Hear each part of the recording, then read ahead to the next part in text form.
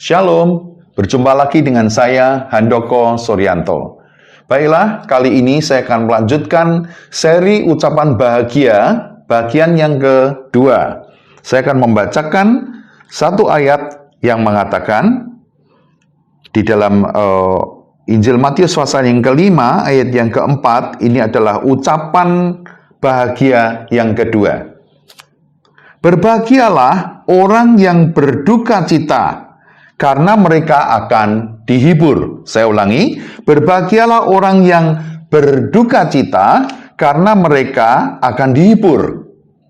Nah, di sini Tuhan mengajarkan kepada kita bukan mengenai orang yang berduka cita karena meninggal saudaranya kena COVID, atau ada saudaranya yang masuk ke rumah sakit karena kecelakaan mungkin, atau yang lain. Bukan seperti itu. Tetapi ini adalah mengenai, atau konteksnya adalah kerajaan Allah. Lalu kalau begitu, apakah yang dimaksudkan dengan berbahagialah orang yang berduka cita karena mereka akan dihibur? Nah, di sini kita akan lihat di dalam kitab Yesaya pasal 61 ayat 1 sampai dengan yang ketiga. Di kitab Yesaya pasal 61, saya akan bacakan bagi kita semua. 61 ayat 1 sampai dengan yang ketiga. Yesaya pasal 61 ayat 1 sampai dengan yang ketiga. Roh Allah, roh Tuhan Allah ada padaku. Oleh karena Tuhan telah mengurapi aku. Ia telah mengutus aku untuk menyampaikan kabar baik kepada orang-orang sengsara dan merawat orang-orang yang remuk hati, untuk memberitakan pembebasan kepada orang-orang tawanan dan kepada orang-orang yang terkurung kelepasan dari penjara, untuk memberitakan tahun rahmat Tuhan dari pembalasan Allah kita, untuk menghibur semua orang berkabung, untuk mengaruniakan kepada mereka perhiasan kepala ganti abu, minyak untuk pesta ganti kain kabung, nyanyian puji-pujian ganti semangat yang pudar, supaya yang menyebut mereka pohon terbantin kebenaran, tanaman Tuhan untuk memperlihatkan keagungannya. Rekan-rekan yang saya kasih di dalam Tuhan, dikatakan di sini mengenai ayat yang baru saja kita baca, bahwa yang dimaksud dengan berduka cita di sini bukanlah berduka cita secara jasmani, tetapi sebenarnya kalau kita melihat berduka cita di sini adalah berduka cita karena meratapi dosa-dosa kita, baik itu dosa kita maupun dosa orang-orang lain yang telah mereka perbuat. Dan ini kita dibuat sedemikian rupa sehingga mengerti konsep ini, bahwa kita itu berduka karena ada seseorang yang melakukan dosa. Di sini maksudnya adalah, coba kan kita akan baca ya. Kita akan baca di dalam 2 Korintus pasal yang ke-9, 2 Korintus pasal yang ke-7 ayat yang ke-9 sampai 11. Saya akan bacakan. Namun sekarang aku bersuka cita, bukan karena kamu telah berduka cita, melainkan karena duka citamu membuat kamu bertobat. Sebab duka citamu itu adalah menurut kehendak Allah, sehingga kamu sedikit pun tidak dirugikan oleh karena kami.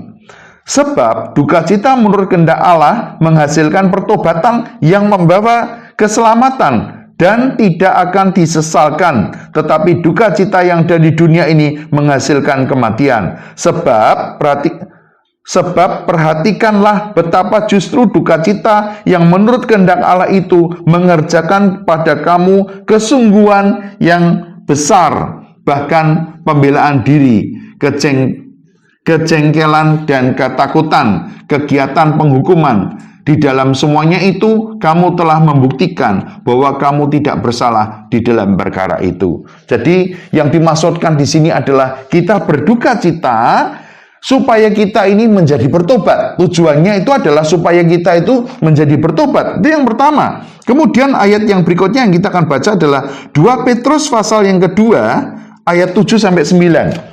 2 Petrus pasal yang kedua ayat 7 sampai yang ke-9.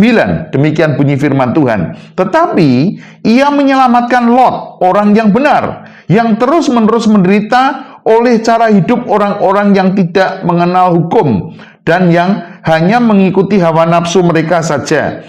Sebab orang benar ini tinggal di tengah-tengah mereka dan setiap hari melihat dan mendengar perbuatan mereka yang jahat itu, sehingga jiwanya yang benar itu tersiksa. Maka nyata bahwa Tuhan telah menyelamatkan orang-orang saleh dari pencobaan-pencobaan yang tahu menyimpan orang-orang jahat untuk disiksa pada hari penghakiman.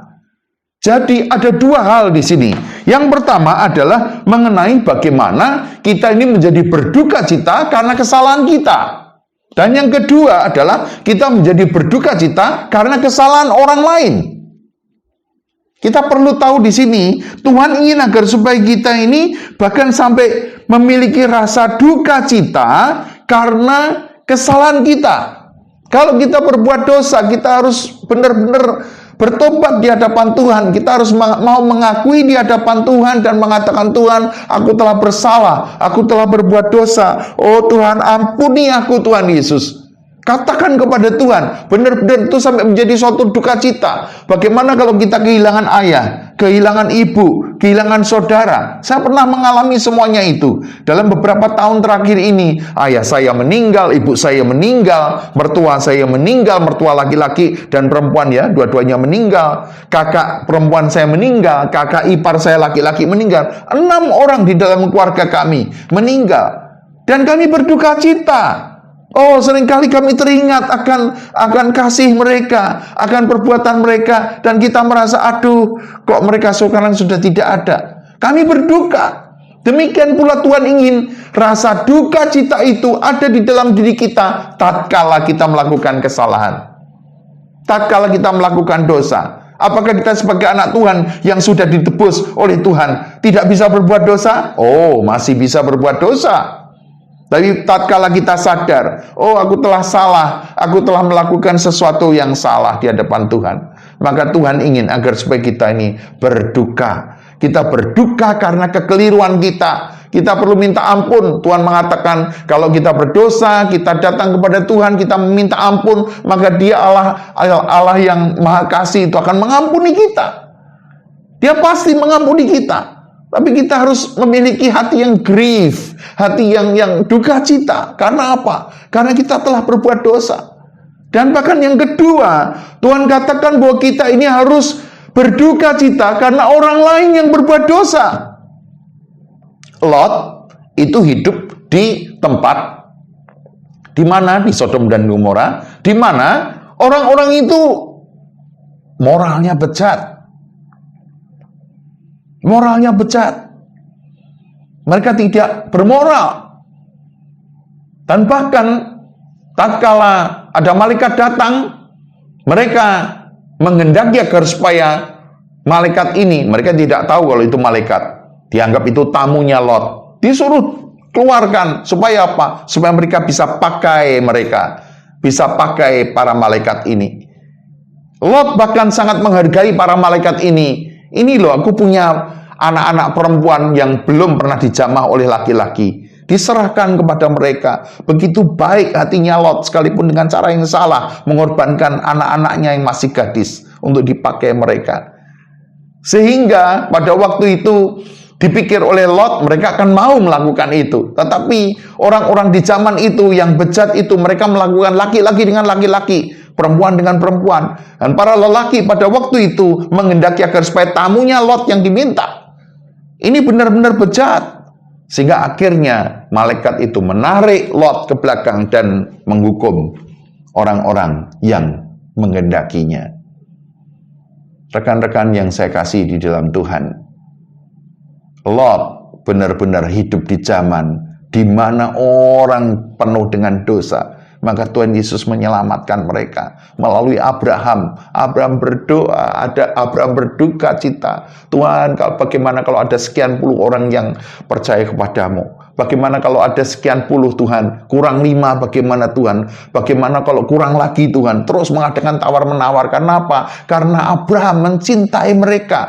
Abraham berduka hatinya karena orang-orang di Sodom dan Gomora. Abraham menghendaki kalau bisa tidak cuma Lot, tetapi ada orang-orang lain yang diselamatkan. Abraham dan keluarganya berduka karena kesalahan-kesalahan daripada orang-orang di Sodom dan Gomora. Bagaimana dengan kita?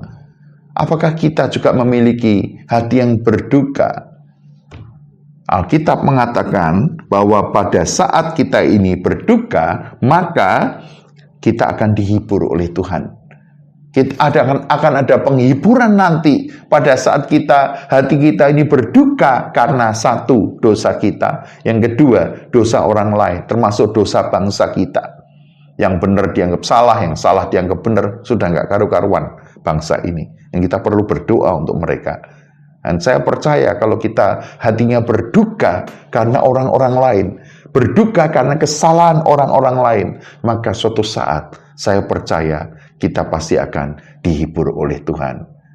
Mari kita belajar dari firman Tuhan, bukan berduka secara jasmani, tetapi berduka secara rohani. Maksudnya adalah kita berduka karena kesalahan kita, karena dosa kita, dan berduka karena kesalahan orang lain.